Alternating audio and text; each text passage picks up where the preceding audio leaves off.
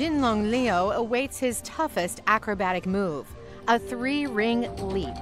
But his mind is with his baby son, back in China, and the first birthday he will miss. Leo is in the U.S. for 2 months as part of Light Up Fest, where 8 hectares of lights and lanterns look like a small city. 50 workers spent a month building the display in Virginia, just outside of Washington.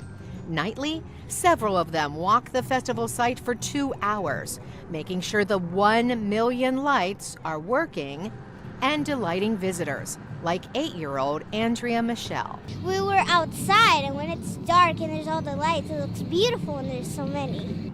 The displays contrast the intrigue of the East with patriotism of the West. 10,000 pieces make up the dragon.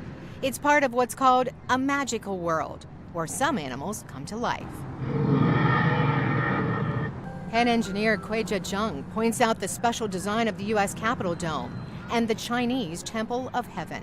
Those buildings are the tallest and closest to each other, so the 2 buildings connect the friendship between the countries. These Chinese workers overcame several challenges to be here. First, the jet lag of a 13-hour time difference. Then the shock of freezing winter weather. This night, it was -2 degrees Celsius. The cold is especially tough for Leo and his troupe, but he says the warmth of the Americans make up for it. People greet each other even if they don't know each other. For generations, the Chen family from Shanghai perfected the art of clay modeling.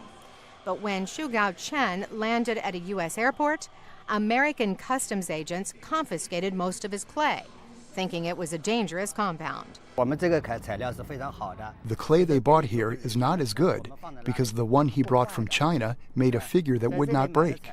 But they all pressed on to bring a little taste of China here to reflect on all of us. Thank you so much. Carolyn Presutti, VOA News, Loudoun County, Virginia.